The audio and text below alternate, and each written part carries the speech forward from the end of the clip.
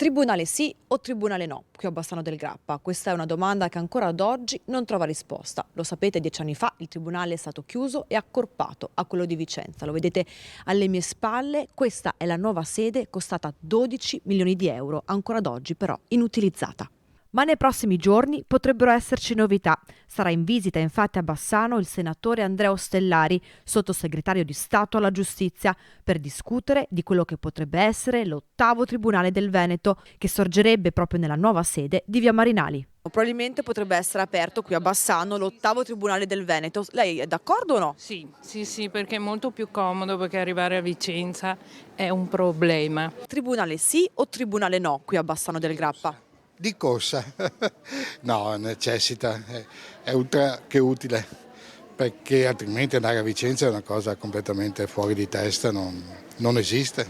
Parliamo del Tribunale di Bassano del Grappa, non so se Ti parla di uno che non c'è. dovrebbe esserci secondo lei? Sicuramente sì. Io penso proprio che dovrebbe esserci, perché Bassano non è un paesino. C'è sempre stato, hanno speso un sacco di soldi per rinnovarlo e adesso non c'è più nessuno, per qualsiasi causa, per qualsiasi cosa bisogna andare a Vicenza, quindi mi sembra una cosa fuori di testa. È stato trasferito 10 anni fa a Vicenza, secondo lei dovrebbe tornare un tribunale qua a Bassano del Grappa? Certo, Perché?